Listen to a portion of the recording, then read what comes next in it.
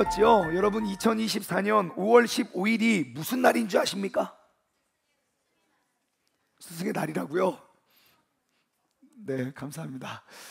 저는 당연히 부처님 오신 날이라고 말할 줄 알고 이렇게 멘트를 준비했는데 1부 때부터 자꾸 스승의 날이라고 해가지고 제가 너무 당황을 했어요. 스승의 날이었죠. 그러면 제가 이렇게 질문해 드릴게요. 여러분, 우리의 인생에 참 많은 스승님들 계십니다. 우리가 오늘 여기까지 이렇게 살아갈 수 있는 건 살아오게 된 많은 스승님들의 영향을 우리가 이렇게 받은 것인데요. 그러면 지난 수요일 날 내 인생의 스승님께 감사의 인사 드린 분만 할렐루야. 3분 정도? 박수. 뭐 사실 뭐 박수 받을 일은 아니고 당연한 일인데, 그죠? 이렇게 많은 분들 중에 우리가 한 3-4분 정도만 스승의 날에 그 스승의 은혜를 기억하고 우리가 또 인사를 드린 것 같아요. 여러분, 2024년 대한민국에는요, 스승의 날이 잊혀져 가고 있습니다. 스승의 날이 잊혀져 가고 있어요. 분명히 내 인생을 돌아보면 내 인생 가운데 참 많은 스승님들이 계십니다.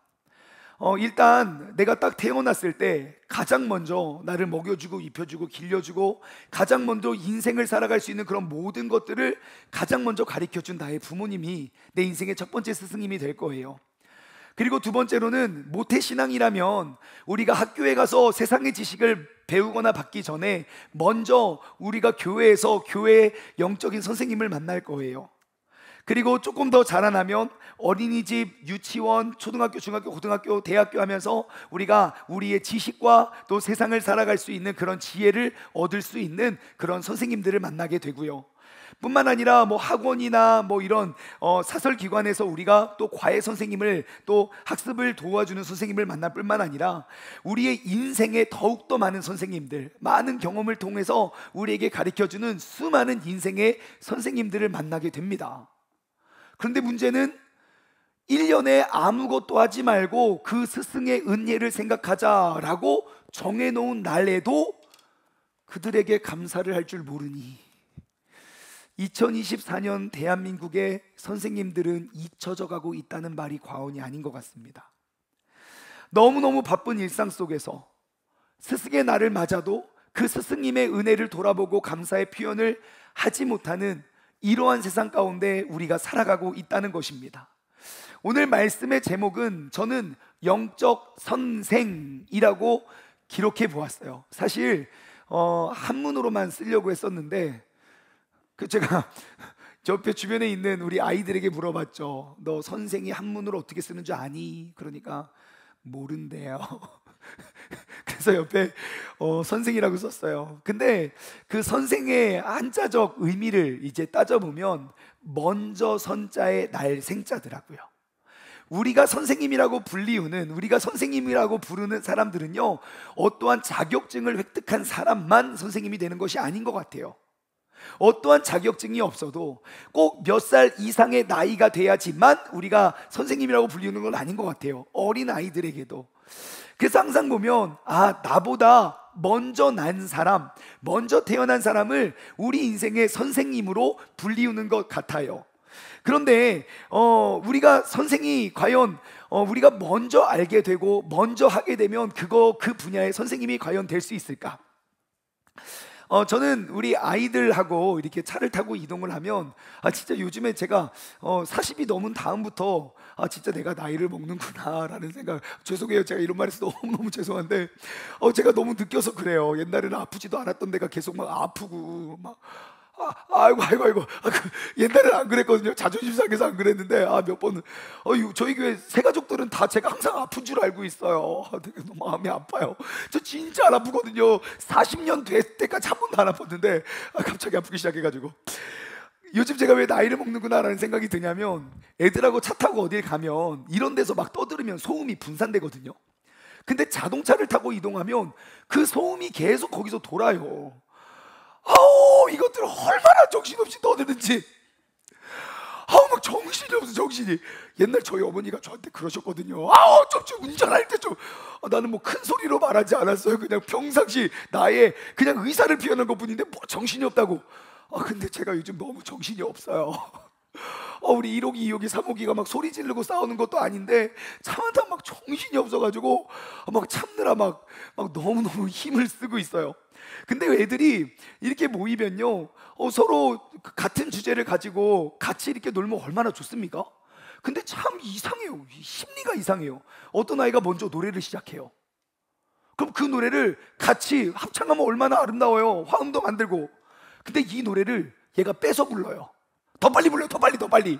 그러면 이 친구가 우리 그럼 같이 부를까? 하고 같이 부르면 얼마나 좋습니까? 엄마! 오빠가 노래 뺏어 부른다고 막 싸워. 그래서 우리가 말해주죠. 그럼 다른 노래를 부르라고. 그래서 다른 노래를 부르면 또 같이 불러요. 또 싸워요. 그런데 언제는 또 이렇게 가는데 자기도 모르게 막 노래가 흥얼거려지는 거예요. 그래서 이렇게 무슨 노래인가 하고 들어보면 제가 어디서 들어보지도 못한 막 새로운 찬양인가 막 그러면서 뭐 밤양갱 막 그러면서 막 밤에 하나님이 무슨 역사하셨나 막 그러면서 막 보니까 가요를 그렇게 불러요. 근데 제가 이런 생각이 드는 거예요. 근데 그 친구들이 막 가요를 부르는데 네 음정이 맞네 틀리네, 그 가사가 맞네 틀리네, 막 한 토시 가사 한 토시도 틀리지 않기 위해서 열심히 싸우더라고요. 제 속으로 이런 생각 들었어요. 저는 집에서 가요 안 듣거든요. 예? 제가 가요 부르는 거 본 적 있습니까? 뒤에서도 안 불러요. 가끔 2000년대 들었던 그 힙합 조금 그때 추억에 그런 거 진짜 가요 안 듣거든요. 근데 어디서 얘네들이 그런 걸 배워왔나? 교회에서 배웠나? 우리 교회 선생님들 아이들 모아놓고 밤양갱 가르쳐주나? 아닌 것 같아요. 그런 거 저런 거 아닌 것 같은데 얘들이 다 배워와요. 그럼 과연 그들의 가요 선생님은 누굴까요? 예? 유치원 안 다녀. 학교 안 가. 홈스쿨링. 그런데 얘네들의 가요 선생님은 누구인가 가만히 봤더니 교회 친구들, 교회 언니 오빠들인 거예요. 중요한 건 그것이에요. 이 친구들과 이들에게 가요를 가르쳐주고 있는 친구들 혹은 그 언니 오빠들은 내가 그들의 가요 선생님이라는 사실을 알고 있을까요? 모르고 있을까요? 그것이 문제예요. 난 내가 교사라고 생각하지 않는데 나는 이미 선생이 되어 있는 거예요. 왜요? 내가 먼저 그 노래를 알았거든요. 그리고 나는 그 노래를 모르는 애에게 가르쳐주고 있어요. 먼저선 날생. 죄송해요. 먼저선 날생. 우리가 먼저 난 사람을 선생님이라고 부르는 거예요. 여러분, 아이들은 학교에서 많은 것들을 배워요. 배우기 위해서 학교에 가요. 근데 참 신기해요. 선생님이 가르쳐 주지도 않은 것들을 더 열심히 잘 한다는 거예요. 여러분, 아이들이 모르겠어요. 여러분의 집에 있는 아이들은 욕을 얼만큼 하는지 모르겠는데 여러분 아이들 욕 잘합니까? 합니까? 많이 합니까? 안 합니까? 모르신다고요? 대화를 한번 해보세요. 엄마 깜짝 놀랄 수도 있어요. 제가 요즘 아이들이 이렇게 3, 4, 5 모여서 이렇게 이야기하는 거, 왜냐면 저는 이제 아이들에게 관심이 많으니까 무슨 얘기를 하고 있잖아 이렇게 들어보잖아요. 그래 진짜 놀라워요. 막 정말 귀엽고 예쁜, 요즘 애들 왜 이렇게 다 예쁘고 막 그런지 모르겠어요. 귀여운지 모르겠어요. 막 예쁜 초등학생들이 막 남자아이들과 3, 4, 5 모여가지고 얼마나 그 욕을 찰지게 하는지 막 와, 쟤네들 어디 가서 이런 욕을 배웠나 싶을 정도로 모든 문장 속에 정말 절묘하게 모든 욕을 다 집어넣어가지고 수식어 그러면서 막 모든 단어들을 막 강조할 거 강조하고 약하게 말할 거 약하게 말하면서 욕이 안 들어간 문장이 없는 거예요. 그럼 이런 생각 드는 거예요. 과연 그들의 욕 선생님은 누구냐는 거죠. 과연 그들에게 욕을 심어주고 가르친 선생님들이, 자, 지금부터는 욕을 가르쳐 주겠습니다. 오늘 수업은 전라도 이거 하면 안 되죠. 막 전라도 경상도 막 전국 팔도를 유랑하면서 내가 배운 욕들을 가르쳐 준 적이 없다고요. 근데 우리 아이들은 그런 거 잘해요. 여기서 우리는 아주 중요한 사실을 발견하게 됩니다. 분명히 아이들에게 가장 영향력 있는 선생님들은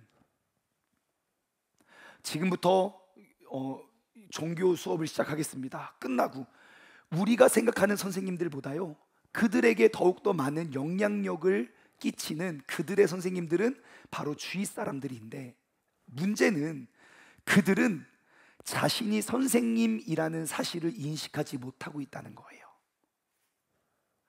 내가 선생님이라고 인식하면 그 선생님이 되는 그 모든 순간 나는 잘못되거나 나쁜 거를 가르치거나 보여주지 않을 거예요.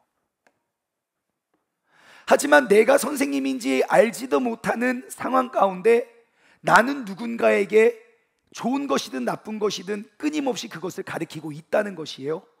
그리고 그 모습과 그 말과 그 행동을 누군가는 계속 배우고 있다는 것이에요. 여러분, 2024년 이 스승의 주일을 맞아서 우리가 반드시 회복해야 될 것이 있습니다. 그것은 바로 내가 바로 선생님이라는 사실이에요. 여러분, 내가 바로 선생입니다. 시작! 여러분들이 원하든 원치 않든, 내가 인정하든 인정하지 않든, 이 자리에 모여있는 우리 모두는요, 영적인 선생님이 틀림없습니다. 왜냐하면 우리야 여기 안에 모여서 뭐 믿음이 좋은 사람이 있고 안 좋은 사람이 있고, 우리야 여기 안에 모여서 뭐 예수님이 이거를 가르쳤는데 이 사람이 순종하네 못 순종, 불순종하네, 우리는 평가할 수 있지만, 여러분, 이 자리에 오지 않는, 다시 말해 우리가 복음을 전하고 전도해야 할 그 사람들은요, 하나님의 말씀 보고 하나님 모습 발견하지 않습니다. 이 자리에 있는 우리 모두를 보고 그들은 예수님이 무엇을 말씀하시고 무엇을 가르쳐 준지를 평가하고 있다는 거예요. 목사님, 저는 말씀 가르친 적이 없는데요. 말씀 가르치지 않는 신앙생활을 가르치고 있어요. 목사님, 저 성경 잘 모르는데요. 교회를 10년 20년 다녀도 성경을 잘 알지 못하는 그러한 신앙의 모습을 가르치고 있다는 거예요. 분명히 나는 교사라고 인정하지 않고 생각하지 않아도 누군가는 나의 이 신앙생활의 모습을 보고, 야, 예수님인 사람 다 저래. 교회 다닌 사람도 똑같이 거짓말 하던데 뭐. 야, 교회 다닌 사람들이 더해 라는 교육을 우리는 지금도 하고 있다는 사실을 기억해야 됩니다. 여러분, 이 자리에 모여있는 우리는요, 내가 인정하든 인정하지 않든 우리는 이 도시와 혹은 내 가정과 그리고 이 나라에 우리는 영적인 선생이 되는 줄 믿습니다. 이 타이밍에 우레아 같은 라면이 나야 되는데, 옆 사람에게 인사해 주세요. 당신이 바로 영적 선생님입니다. 시작. 빨리 하세요. 성훈아, 너도 선생님이라고. 한 번 더 인사할까요? 옆 사람이 모를 것 같아서. 내가 바로 영적인 선생님입니다. 시작. 네, 과목은 예수 그리스도. 여러분, 분명히 내 측근 내 사람들에게 우리는 크고 작은 영향력을 미치는 선생님임이 틀림없습니다. 그렇다면 나의 삶을 점검해 보시죠. 나는 어떠한 선생님입니까? 내 주위 사람들에게 난 항상 좋은 것, 옳은 것, 바른 것, 다른 건 몰라도 예수 그리스도에 관련된 그러한 모습을 가르쳐주고 있습니까? 아니면 그릇되고 잘못되고 성경의 기록에도 없는 그리스도인의 모습을 가르쳐주고 있습니까? 여러분, 이 자리에 모여있는 우리 모두는 내가 영적인 선생님, 내가 먼저 된 자로서 영적인 선생님임을 여러분 꼭 기억하시기 바라요. 제가 이러한 교회가 과연 이루어질 수 있을까라고 제가 늘 꿈꾸는 모습은 그런 거예요. 여러분, 우리가 이렇게 모여 있어요. 근데 누군가가 우리 교회 처음 온 사람이 처음 딱 들어왔어요. 근데 예배 시간에 아무도 안 돌아다녀요. 그럼 그 사람 돌아다닐까요? 안 돌아다닐까요? 안 돌아다니겠죠. 왜요? 누가 앉혀놓고 가르쳐서 그래요? 아니요, 우리 모두가 그를 교육하고 있는 거예요. 만약에 예배 시간에 막 돌아다녀요, 그럼 그 사람도요? 당연히 돌아다니겠죠. 왜요? 돌아다니는 건 나 한 명이지만 그들이 그를 교육하고 있는 거예요. 저는 이러한 교회를, 이게 뭐 이루어질지 안 이루어질지는 모르겠지만 이미 이루어졌나? 이런 생각을 하는 거예요. 생각해 보세요. 세종중문교회 누가 처음 왔어요. 근데 사람들이 다 뭔가 하나씩 들고 다니는 거예요. 예, 뭡니까? 큐티책을 다 들고 다니는 거예요. 그 사람들이 물어보겠죠. 저거 뭐예요? 큐티책이요. 왜요? 우리 교회 사람들 다 매일매일 말씀 묵상하고 말씀을 삶의 거울로 비추며 살아가요. 그럼 그 사람 예배 드리고 집에 갈 때 뭐 할까요? 큐티책 사러 가겠죠. 우리가 그 사람 앉혀놓고 교육했습니까? 아니요. 내가 무엇을 들고 다니느냐, 내가 무엇을 말하느냐가 먼저 된 자로서 우리는 선생이 되고 있다는 거예요. 생각해 보세요. 세종중문교회 모든 성도님들이 매일 아침 6시 우리가 말씀과 기도로 하루의 문을 시작하고 열자. 여유가 있는 사람들은 와서 같이 현장에서 예배를 드리고, 내가 도저히 출근 준비 때문에 내가 나올 수 없는 사람은 영상을 통해서 본다고 칩시다. 세종중문교회 전 교인이 매일 새벽 예배를 드린다고 칩시다. 그리고 새 가족이 왔어요. 그럼 오늘 밤에 뭐 하겠습니까? 알람 맞춰 놓겠죠. 여러분, 그게 교육입니다. 내가 하지 않으면 하지 않는 걸 교육하고 있는 거고요, 내가 하고 있으면 그 하는 것을 교육하고 있어요. 여러분, 한 가지 유념할 것이 있어요. 뭐냐면 악의 본성을 갖고 있는 인간은요, 좋은 것보다 나쁜 것을 훨씬 빨리 배운다는 거예요. 좋은 것은요, 아무리 10번, 20번, 30번 강조해도요, 그거 잘 안 해요. 우리 아이들에게 교회 좀 불 좀 끄라고 맨날 제 조수들이거든요. 아주 잘 가요. 그래도 습관적으로 켜요. 제 방도 맨날 켜놓고. 아무리 가르쳐도, 쓰레기를 주스라고 아무리 교육해도 버리는 건 쉽지 떨어진 쓰레기를 줍는, 그 쓰레기가 눈에 보이는 사람은 많지 않아요. 저는 이탈리아 말 한마디도 못하거든요. 가본 적도 없고 연관이 없으니까요.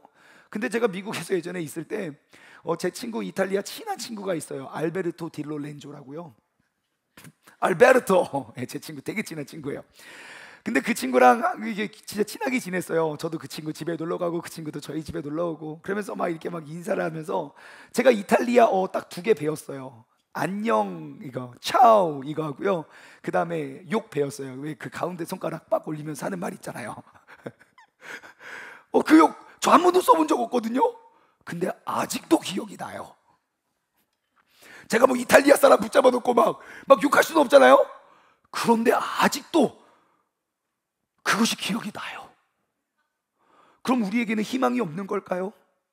우리가 어떻게 좋은 모습만 보여주고 좋은 모습만 가리킵니까? 그러면 이 도시, 이 나라, 이 민족 가운데 올바른 신앙교육은 불가능합니까? 아니요, 완전 가능해요. 어떻게 해요? 반복학습이면 돼요. 신앙 그리스도인의 모습은 이러한 것입니다 라고 많은 사람들 중에 한 사람이 그걸 가리키면 많은 사람을 보고 많은 사람의 습관을 따라가거나 혹은 나의 죄의 본성을 따라갈 거예요. 하지만 이 자리에 있는 우리 모두가 죄의 본성은 이러하지만 말씀에 기록된 삶에 노력하는 모습을 가지고 살아간다면 분명히 누군가도 완벽하진 않아도 내가 그를 위해 노력하는 사람이 될 것이라는 거예요. 중요한 것은 여러분, 내가 좋든 나쁘든 지금도 나는 영적인 선생님이 되어서 영적인 가르침을 하고 있다는 사실을 꼭 기억하시고, 항상 말씀 속에 기록되어 있는 그런 올바른 교육을 나눌 수 있는 우리 모두가 되면 그러한 정말 물이 바다를 덮음같이 여호와의 영광이 이 교회를 통하여 온 땅에 덮어지게 될 줄 믿습니다. 자, 여러분 꼭 한번 기억하십시오. 내가 바로 영적인 선생님입니다. 시작. 여러분, 세상에는 많은 학교들이 있어요. 좋은 학교가 있고 나쁜 학교는 없어요. 좋은 학교가 있고 덜 좋은 학교가 있죠. 더 좋은 학교가 있고 좋은 학교가 있겠죠. 자, 그러면 여러분, 좋은 학교를 어떻게 정의하십니까? 좋은 학교는 어떠한 학교입니까? 학식이 맛있는 학교가 좋은 학교다. 그럴 수 있겠죠. 좋은 학교가 돈이 많은 학교가 좋은 학교일까요? 잘생긴 사람이 많이 다니는 학교가 좋은 학교일까요? 좀 좋을 수 있겠네요. 좋은 동네에 있는 학교가 좋은 학교일까요? 좋은 학교. 여러분의 자녀는 어디에 보내고 싶으십니까? 아무리 시골이라도 좋지 않은 위치에 있더라도 그곳에 좋은 선생님이 계시면 그 아이를 보낼 거예요. 아무리 가난한 학교여서 언제 학교가 문 닫을지 모르지만 그 학교를 세우고 있는 좋은 선생님들이 많이 계시면 아마 그 학교에 우리 아이를 보낼 거예요. 여러분, 좋은 학교는 다른 것 없습니다. 좋은 선생님이 많은 곳이 좋은 학교예요. 왜냐하면 좋은 선생님 밑에 좋은 학생이 만들어지기 때문이에요. 그래서 우리는 항상 좋은 학교를 찾아가는, 그 우리가 좋다고 말하는 학교는요, 그 훌륭하고 좋은 선생님들, 훌륭하고 좋은 교수님들이 많은 곳을 말해요. 그러면 여러분, 좋은 교회는 어떠한 교회입니까? 시설이 좋은 교회입니까? 위치가 좋은 교회입니까? 요즘에 누가 그랬어요? 주차장이 넓은 교회가 좋은 교회라고. 목사님이, 저 아니에요? 막 슈퍼스타면 그 좋은 교회입니까? 아니요. 여러분, 좋은 교회는 다른 것 없습니다. 우리의 좋은 영적인 선생님들이 많은 곳이에요. 그렇기 때문에 우리 교회는 너무너무 좋은 교회가 될 수 있어요. 이 자리에 앉아있는 우리가 영적인 선생님이라는 사실을 기억하고 우리가 그 모습대로 살아가면요, 여러분, 오늘 본문 말씀을 통해서 우리는 영적인 선생님에 대한 자격 3가지를 우리는 발견할 수 있는데요. 첫 번째, 영적인 선생님은요, 성령 충만한 사람입니다. 누구라고요? 성령 충만한 사람. 오늘 본문 말씀 3절이에요. 형제들아, 너희 가운데 성령과 지혜가 충만하여 칭찬받는 사람 7을 택해라. 우리가 이 일을 그에게 맡기겠다. 그래요. 지금 오늘 본문 말씀의 내용, 그 배경은 뭐냐면요, 사도행전 1장에 마태, 마가, 누가, 요한복음은 예수님의 출생부터 사역과 또 죽으심과 부활까지를 소개했다면, 이제 그 신약 성경의 역사는 사도행전 한 권에 기록되어 있어요. 근데 사도행전 1장에 보면 부활하신 예수님이 하늘로 승천하세요. 슝. 그러니까 남겨진 자들이 어떡하지? 그래가지고 그들이 모여서 기도를 하기 시작해요. 사도행전 2장에 예수님이 죽었다가 부활하신 50일이 지났어요. 오순절날이 이르렀어요. 오순절날 그들이 모여서 기도하고 있는데 거기에 성령의 역사가 충만하게 막 뜨겁게 나타난 거예요. 와, 성령님이 막 임하시니까 막 병든 자도 낫고요, 사람이 담대해지고 막 방언도 말하고 막 난리가 난 거예요. 와, 너무너무 신기하다. 그게 사도행전 2장의 내용이에요. 그리고 3장에 보니까요, 안진뱅이를 이렇게 세우고요, 4장에 구치소 끌려가요. 구치소 끌려갔다가 풀려나요. 그리고 오늘 본문이 6장이라고요. 그러니까 기독교 역사가 시작된 지 오래되지 않았어요.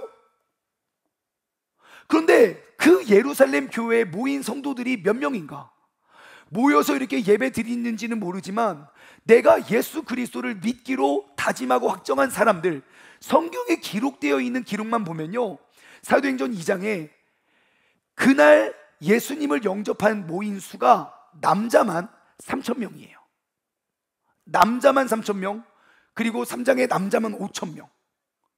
그러니까 남자만, 저같이 건장한 어린아이와 여자와 노인들을 빼고, 그러니까 1인, 그 당시 최소 4인 가족은 됐거든요. 근데 뭐 4인 많아요? 3인이라고 칩시다. 저에게 딸려있는 사람, 지금 저는 5명이지만 아무튼 3명이라고 칩시다. 그리고 한 번 설교에 변화된 사람이 10,000명이라고요. 그 부흥의 역사는 거기서 그친 게 아니라 또 한 번 또 이렇게 사역하면 지금 사도행전 2장부터 시작된 신앙생활이 지금 6장에 이르러서 기록되어 있는 통계만 지금 몇만 명의 사람들이 와서 예배를 드리는 그런 그리스도인들이 됐다고요. 그럼 여러분, 그 교회 갈등이 많을까요? 없을까요? 당연히 있겠죠. 사람들이 모이는 곳에 갈등이 어떻게 없습니까? 그래서 그때에 벌어졌던 갈등이 오늘 본문 말씀 1절, 어떠한 일이 발생하냐면 그때에 제자가 더 많아졌어요. 3,000명, 5,000명 빼고 더 많아졌어요. 그런데 갈등이 생겼어요. 헬라파 유대인들이 자기의 과부들이 매일의 구제에 빠짐으로써 히브리파 사람들을 원망해요.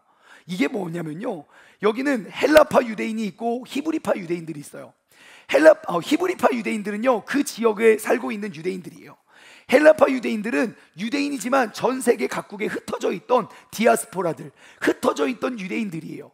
근데 그들이 모여서 함께 신앙생활 하는데, 초대교회 막 성령 충만해서 하고 있는데, 사람들이 막 내가 예수님을 만나고 보니까 이 모든 것들이 다 헛되고 헛되니 헛되다 해가지고 자신의 모든 전 재산을 막 갖다 바치고 헌금하고 그랬거든요. 그러니까 야, 이거 어떻게 하냐, 우리가 그러면 각각 필요에 따라 나눠주자. 그래서 매일매일 구제를 했어요. 근데 모두를 다 줄 수는 없으니까요, 그날 명단을 뽑는 거예요. 오늘 이번 주 구제 명단 쭉쭉쭉쭉 하는데, 세상에 히브리파 유대인들은 많은데 헬라파 유대인들이 한 명도 없는 거예요. 내일, 오늘은 히브리파 스페셜이니까 내일은 헬라파 스페셜이겠지. 내일이 되었어요. 근데 그날의 구제도 헬라파가 없는 거예요.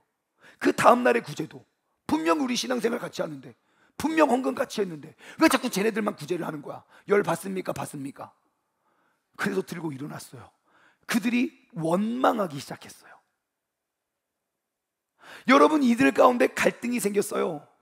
근데 그 갈등 속에서 너무 갈등이 커지니까 오늘 본문 말씀 2절, 이제 12명의 사도가 제자들을 다 불러서 말해요. 우리가 하나님의 말씀을 제쳐놓고 자꾸 이거 싸움 막 말리는 이것만 하면 우리가 언제 복음 전하고 그러냐. 그러니까 이 일을 평신도 리더들을 세워서 그들에게 위임을 하자. 그래서 3절, 형제들아, 너희 가운데서 성령과 지혜가 충만하여 칭찬받는 사람 7을 택하자. 그리고 우리가 그들에게 그 일을 맡기자 라고 했더니 모두가 즐겁고 행복해졌다는 내용이에요. 자, 그러면 그 교회의 문제와 갈등을 해결하기 위해서 뽑는 그 리더의 첫 번째 기준, 첫 번째 단어가 뭡니까? 성령과 지혜가 충만한 사람이에요. 여러분, 성령 충만한 사람은요, 우리가 각자 살아온 배경과 환경과 모습은 달라도 성령이 임하면, 성령님은 한 분이기 때문에 같은 삶의 모습으로 살아가게 되어 있습니다. 제가 어제는 교회에 이제 저는 시도 때도 없이 이렇게 순찰하거든요. 마실 나가더니 이렇게 누가 있나 이렇게. 어제도 이렇게 교회를 이렇게 다니는데 난 집사님이 눈에 띄는 거예요. 근데 그 집사님이 저희 교회 다니신 지 오래됐거든요. 근데 항상 주일에만 보이셨는데 언제부터인가 수요일 날도 보이시고 금요일 날도 보이시고 막 너무너무 은혜를 사모하시는 모습이 너무 귀해서 제가 찾아가서 인사드렸죠. 저 집사님 수요일도 뵙고 금요일도 뵙고 너무너무 행복해요. 그러니까 그분께서 더 행복해하는 표정으로 저에게 말씀하시는 거예요. 목사님, 제가 요즘에 너무 행복해요. 그러는 거예요. 저도 행복해요. 그랬더니 제가 달라졌대요. 원래 옛날에 그러지 않았는데 요즘에 내가 좀 마음에 아무튼 나쁜 게 지워지고 너무너무 생기가 살아나고 돋아나고 있대요. 말씀이 너무 재밌대요. 그러니까 또 오고 또 오게 되는 거래요. 세상에 얼마나 행복해요. 그러면서 내가 이거 너무 자랑하고 싶은데 이런 거 자랑하고 다녀도 돼요? 그래서 제발 좀 해주세요. 제발 좀 해주세요. 그리고 또 다른 분을 만났어요. 다른 분을 만났는데 그분은 저희 교회 새가족이에요. 새가족인데 뭔가 막 너무너무 막 은혜를 받았어요. 너무너무 즐거운 거예요. 그러다가 우리가 지난번에 요한복음 결론을 큐티 요한복음 말씀을 마치면서 요한복음의 시작은 come and see, 와서 보라 라고 시작하고 마지막은 go and tell, 가서 전해라로 끝내잖아요. 그래가지고 자기가 그 설교를 듣고 뭔가 우리 세종중문교회 너무 좋은데 왜 이렇게 막 어떻게 전하지? 그래가지고 2년 전에 SNS를 열심히 하다가 휴면 상태로 머물러 두었던 거 다시 개통을 한 거예요. 자기 SNS에 교회 막 이런 걸 찍고 막 올리고 간증 나누고 막 설교 편집해서 올리면서 저한테 하는 말이, 근데 목사님 이런 거 해도 돼요? 제발 좀 해주시라고. 여러분, 성령이 임하는 사람의 모습은 다 똑같아요. 성격과 배경과 출신과 상관없이 각기 다른 사람 가운데 성령이 임한, 성령 충만한 사람의 모습은요, 대한민국 사람이든 미국 사람이든 유럽 사람이든 아프리카 사람이든 아시아 사람이든 그 열매가 똑같아요. 그러므로 우리가 영적 선생이 되기 위해서 첫 번째 우리는 성령에 충만해야 됩니다. 그런 의미로 우리가 2024년 우리의 표요, 오직 성령으로, 여러분, 우리가 오직 성령으로 정말 하나 될 수 있는 그러한 교회를 세워가기를 주님으로 간절히 소망합니다. 영적 선생이 되는 두 번째 방법, 영적 선생님은요, 어떠한 사람인가? 칭찬 듣는 사람입니다. 어떠한 사람이라고요? 칭찬 듣는 사람. 3절 말씀을 다시 볼게요. 형제들아, 너희 가운데서 성령과 지혜가 충만하여 칭찬받는 사람 7을 택해라. 우리가 이 일을 그들에게 맡기고 5절까지 읽어볼게요. 우리는 오로지 기도하는 일과 말씀 사역에 힘쓰겠다. 그러니까 온 무리가 이 말을 기뻐하며 믿음과 성령이 충만한 사람 하고 7명을 소개해요. 스데반, 빌립, 브로고로, 느가노르, 디몬, 바메나, 니골라, 그들을 택하여서 그들을 안수해요. 자, 여러분, 영적 선생님은요 칭찬 듣는 사람이에요. 지금 교회 안에 리더가 생겼는데 원래 리더가 없었어요. 근데 너무 갑자기 막 몇만 명의 사람들이 모이는 거예요. 그러니까 이거 안 되겠다, 너무 갈등과 싸움이 많으니까. 그래서 리더가 생긴 거예요. 근데 그들이 갖고 있던 갈등이 얼마나 컸을지 한번 생각해 보세요. 이제 쭉 우리가 인생을 살다 보면 이런 거 있잖아요. 학연, 지연, 그리고 고향, 이런 거, 출신, 이런 거 있잖아요. 여러분, 그런 것들이 하나 생겼어요. 근데 그거를 깨트리기가 쉽습니까? 어렵습니까? 그거 쉽게 깨집니까? 안 깨집니까? 안 깨져요. 그럼 한번 생각해 보세요. 다음 중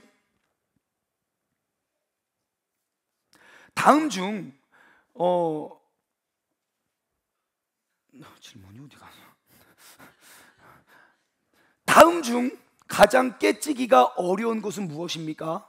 1번 학연, 2번 지연, 3번 출신 지역. 하나, 둘, 셋. 다 안 깨질 것 같죠? 영원히. 여러분, 이 출신 지역에 대한 갈등은요 진짜 쉽게 깨지지 않습니다.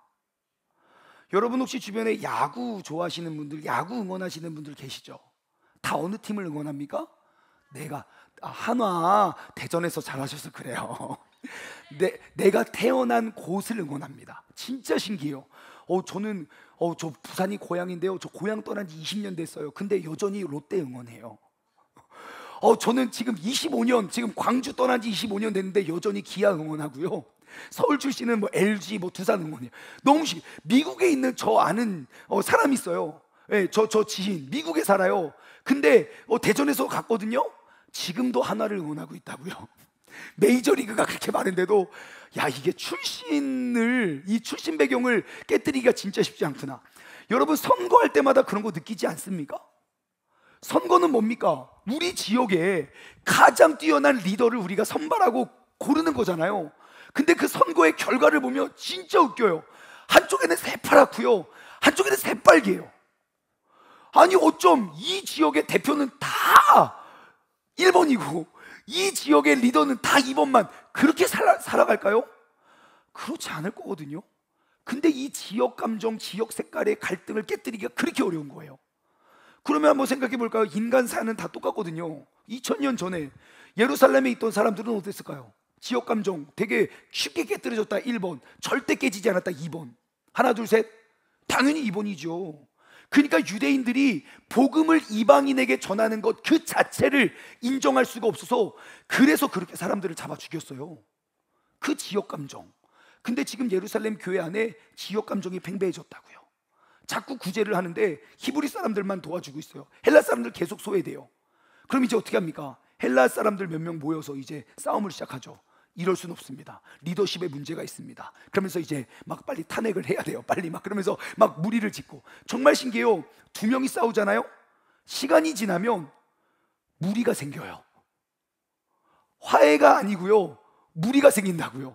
시간이 더 지나면 그 싸움이 사라지지가 않아요. 오늘 본문 말씀이 딱 그런 타이밍이에요. 근데 참 신기한 일이 벌어져요. 이 중에 7명의 리더를 세워요. 그 이름이 뭐냐면 5절에 나와요. 스데반, 빌립, 브로고로, 니가노르, 디몬, 바메나, 니골라. 이 7명의 리더를 뽑거든요. 자, 그러면 생각해 보세요. 지금 여기 히브리파 유대인과 헬라파 유대인들이 싸워요. 누가 구제를 하냐 안 하냐. 그래서 리더를 뽑는데 6명이면 6명, 8명이면 8명이면 딱 좋은데, 그죠? 4명, 4명, 3명, 3명 뽑으면 좋은데 7명을 뽑았다고요. 한번 생각해 보세요. 지금 헬라파가 계속 소외받고 있어요. 기득권 세력은 히브리파예요. 그러면 7명을 뽑았으면 히브리파를 많이 뽑았을까요? 헬라파를 많이 뽑았을까요? 리더로. 하나, 둘, 셋. 히브리파를 많이 뽑았을 것 같습니까? 몇 대 몇? 7명 중에 4대 3으로, 그죠? 되게 민주적이죠. 4명 히브리파, 3명 헬라파. 아니면 3명 히브리파, 4명 헬라파. 그런데 이 7명의 이름이 기록되어 있어서 우리는 그들의 출신이 어딘지 알 수 있어요.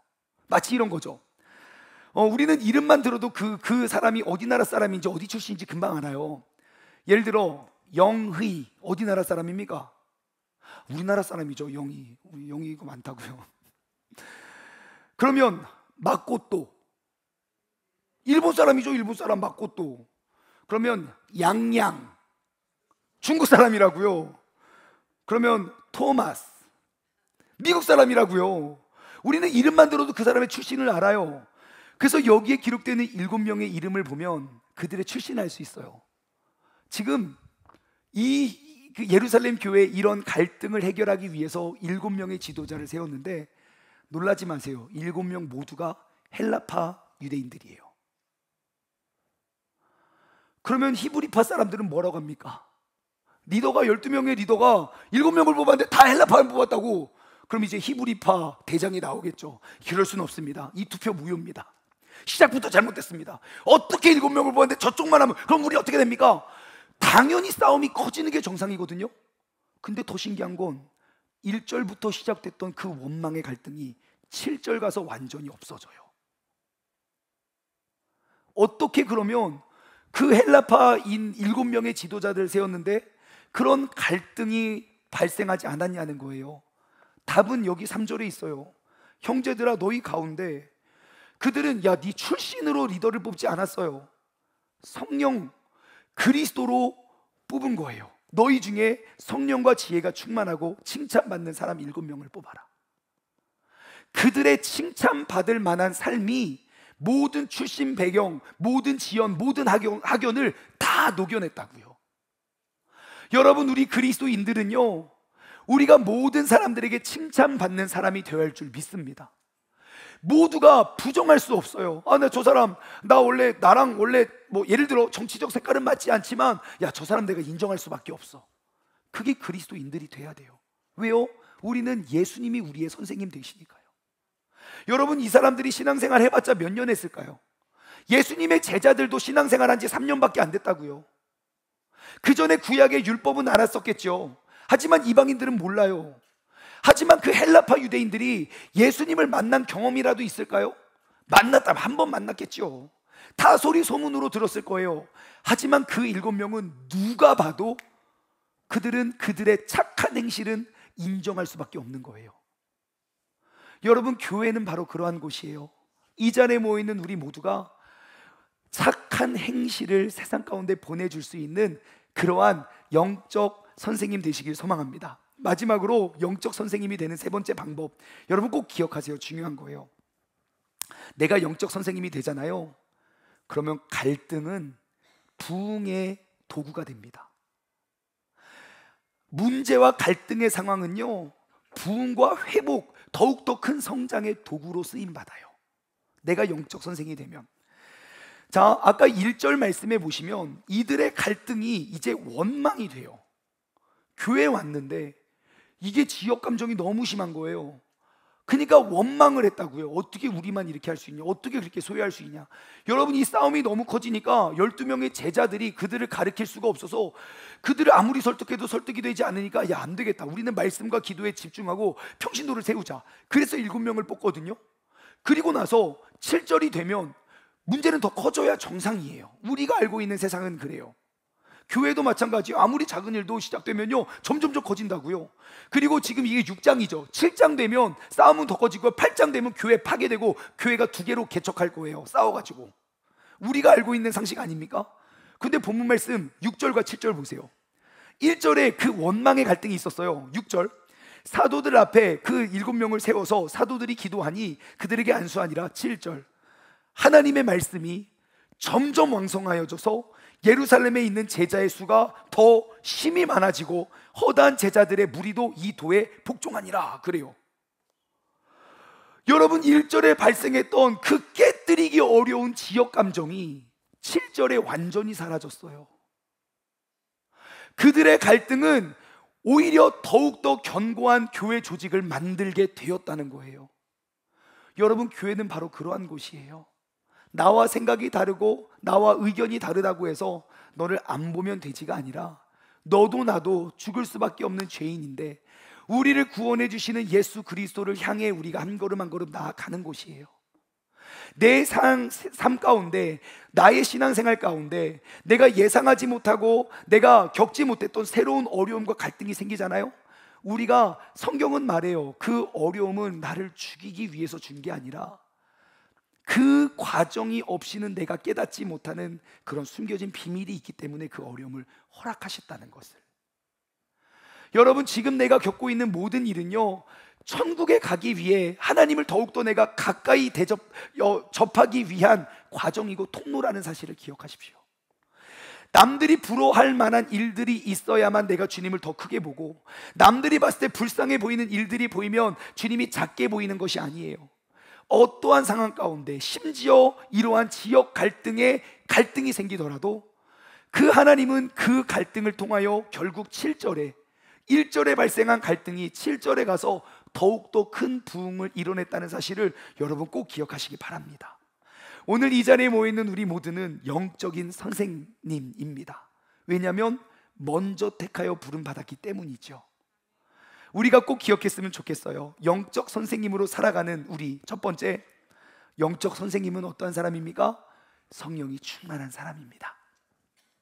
둘째, 영적인 선생님은요, 모든 이들에게 칭찬을 받는 사람입니다. 그리고 셋째, 내가 영적 선생님이 되면요, 어떠한 갈등과 이해가 되지 않는 상황 가운데 그 갈등을 전화위복의 기회로 삼아 더욱더 크고 성장할 수 있는 부흥의 도구가 된다는 사실을 기억하시기 바랍니다. 여러분, 하나님께서 이 세종시에 하늘에서 이루어진 그 주님의 뜻이 이루어지기를 원하실 거예요. 내가 인정하든 내가 인정하지 않든, 내가 신앙생활을 몇 년 했든 며칠을 했든 그건 중요하지 않아요. 오늘 이 시간 이 자리가 내가 바로 영적인 선생으로 선 자리라는 것, 이젠 우리가 흩어질 거예요. 우리가 교회에서 나오는 곳 세상 사람 다 알아요. 그곳에 가서 성령 충만하여 세상 모든 사람들에게 칭찬받아 그 주님의 뜻을 이루어낼 수 있는 영적인 올바른 선생님 되시길 주님을 축원합니다. 적용 질문을 드립니다. 첫 번째, 여러분, 내 인생에 나의 선생님께 꼭 감사의 인사를 전했으면 좋겠어요. 내가 늘 마음속으로만 생각하고, 아 맞아, 내가 이 사람 때문에 내가 여기까지 왔지, 아 내가 진짜 힘들고 어려울 때 나를 이렇게 건져 주었지. 내 인생에 너무너무 많은 선생님들을 하나님이 보내주셨을 거예요. 이번 한 주 동안은요, 내 인생에 그런 귀한 선생님들은 누구인지, 가장 기억에 남는 선생님들에게 꼭 연락과 감사를 표할 수 있는 한 주가 되었으면 좋겠어요. 두 번째, 여러분 영적인 선생님이 되어 주십시오. 여러분, 나는 원하든 원치 않든 이미 나는 영적인 선생님이 틀림없어요. 그렇다면 여러분, 나는 좋은 영적인 선생님이 되어야 돼요. 말씀을 묵상하고 말씀 앞에 내 죄를 고백하고 매일매일 내게 가르쳐 주시는 그 한 단어 한 절의 말씀으로 우리가 살으려고 부단히 노력하는 것. 완벽하지 않아도 돼요. 많은 건 몰라도 돼요. 내가 알고 있는 그것만 전해도 돼요. 우리 모두가 영적 선생님이 될 때 하나님의 뜻이, 그 잊혀졌던 주님의 영광이 다시금 회복될 줄 믿습니다. 세 번째, 여러분 이건 간곡히 부탁드려요. 꼭 다음 세대를 위한 교사로 헌신했으면 좋겠어요. 여러분, 한국 교회가 희망이 없다 이야기해요. 아 맞아요. 그건 한국 교회뿐만 아니라 한국 전체가 좀 희망이, 아기를 낳아야 되는데, 적용 질문 네 번째, 아기를 낳으시라고 해야 되나? 인원이 줄고 있지만 다들 걱정해요. 교육부가 없대요. 교육부가 무너진대요. 근데 한번 생각해 보세요. 학생들보다 더 많은 선생님들이 그 학생을 기다리고 있으면 그것은 희망이 있습니다. 학생들을 위한 마음과 관심이 모여져 있기 때문이죠. 생각해 보세요. 한국 교회들마다 가면 다 교사 모집 광고하거든요. 근데 교회들마다 다음 세대를 위한 교사들이 항상 준비되어 있다고 칩시다. 그럼 한국 교회는 희망이 있어요. 여러분, 우리는 그 다음 세대를 세워갈 수 있는 그런 교회가 되기를 원합니다. 그래서 꼭 더욱더 많은 성도님들이 우리 다음 세대를 양육하고 기르는 그러한 교사로 헌신하기를 주님의 이름으로 간절히 소망합니다. 말씀을 맺으며 우리가 찬송가 449장 예수님 따라가며 함께 찬양하며 나아가겠습니다.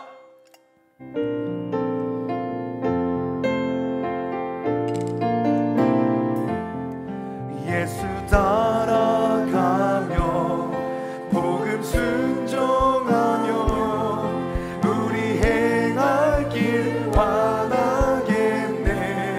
주를 의지하며 순종하는 자를 주가 늘 함께 하시리라. 의지하고 순종하는 길은 예수 안에 즐겁고 복된 길. 2절로 고백할까요? 해를 당하고 우리 고생할 때 주님께서 위로해 주십니다. 그래서 우리는 주님을 더욱더 의지하겠고요, 순종하는 자를 주가 안위해 주십니다. 3절로 고백할까요? 남의 짐을 지고 슬픔 위로하면 주님께서 상급을 주십니다. 그래서 우리는 주님을 더욱더 의지하여 순종하는 자를 항상 복내. 한 번 더 3절 고백할까요? 남의 짐을 지고 슬픔 위로하면 주가 상급을 주시겠네. 주를 의지하며 순종하는 자를 항상 복내려 주시리라. 의지하고 순종하는 길은 예수 안에 즐겁고 복된 길. 5절로 고백할까요? 주를 힘입어서 말씀 잘 배우고 주를 모시고 살아가세. 주를 의지하며 항상 순종하며 주가 사랑해 주. 아멘. 의지하고 순종하는 길은 예수 안에 즐겁고 복된 길. 의지하고 순종하는 길은 의지하고 순종하는 길은 예수 안에 즐겁고 복된 길이. 이 시간 우리 함께 기도하며 나아가기를 원합니다. 여러분, 내가 인지하든 인지하지 못하든 나는 이미 영적인 교사로 나는 선 사람입니다. 과연 나는 좋은 교사인가 좋지 못한 교사인가? 하나님, 내가 성령 충만하여 내가 모든 사람들에게 칭찬을 받는, 그로 말미암아 모든 위기와 역경의 순간을 부흥과 회복의 기회로 삼아내는 그러한 영적인 선생님이 되게 달라고 우리 다 같이 주님의 이름으로 힘차게 한번 부르짖고 합심하여 짧은 시간 기도하겠습니다. 주여, 하나님 아버지 감사합니다. 이 자리에 모여 함께 예배하는 우리 모두는 영적인 교사입니다. 영적인 선생님입니다. 내가 아직 주님을 알지 못하는 사람에게 주님의 모습을 보여주고 주님의 모습을 증거하고 가르쳐 주어야 할 영적인 선생 먼저 된 사람입니다. 아버지 하나님, 오늘 이 시간 내가 영적인 선생님을 다시 한번 기억하고 아직도 주님을 알지 못하고 아직도 주님을 따르지 못하는 그런 수많은 사람들에게 아버지 하나님, 구원과 생명의 길, 그 복음의 길을 우리가 증거하고 가르칠 수 있는 우리 세종중문교회 모든 성도님 되게 할 주옵소서. 갈등이 생기면 생길수록 그곳에 더욱더 놀라운 부흥이 임했던 것처럼 아버지 하나님, 교회 내 모든 갈등을 오직 성령의 능력으로 오직 칭찬함으로 우리가 이겨내고 뚫어갈 수 있는 우리 모두가 될 수 있도록 주님께서 역사하시고 인도하여 주옵소서. 우리의 예배 가운데 일하실 주님을 찬양합니다. 사랑의 하나님 감사합니다. 우리가 세상을 살아갈 때 세상에 참 많은 선생님들이 있습니다. 우리가 꼭 선생님이라는 그러한 호칭을 부른 사람만 선생님이 아니라 나에게 수많은 영향을 미치는 그런 모든 사람들이 선생님이 됩니다. 선생님의 기준은 어떠한 학교를 나오거나 어떠한 자격증을 취득해야 선생이 되는 것이 아닙니다. 선생이 되는 건 내가 나이와 상관없이, 출신과 상관없이 나에게 영향을 미치고 있다면 그 부분에 나의 선생님이 됩니다. 하나님, 우리 세종중문교회 모든 성도님들이 이제는 좋은 영적인 선생님이 되기를 원합니다. 내가 인지하지 못하는 상황 순간 가운데서도 나는 그 예수 그리스도를 증거하는 선생님이 되고 있었습니다. 내가 좋은 말씀이 기록되어 있는 말씀을 보였다면 나는 좋은 선생님이었을 것이고, 말씀과 상관없는 삶을 살았더라면 나는 나쁜 선생님이 되었을 것입니다.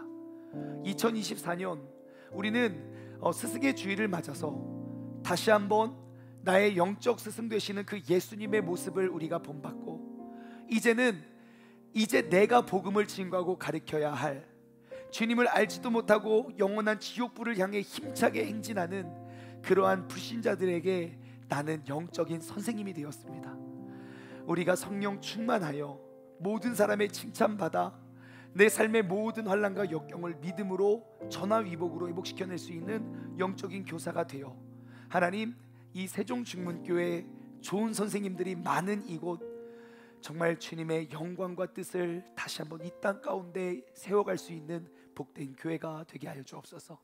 이제는 우리 주 예수 그리스도의 은혜와 아버지 하나님의 무한하신 사랑하심과 성령님의 교통하심이, 내가 성령 충만하고 내가 모든 사람들에게 칭찬받아 모든 위기와 환난의 시험의 상황을 우리가 전화위복으로 복음 증거와 영혼 구원의 역사로 삼아내길 소망하는 우리 세종중문 가족들 머리 위에 이제로부터 영원토록 함께 하시길 간절히 축원하옵나이다.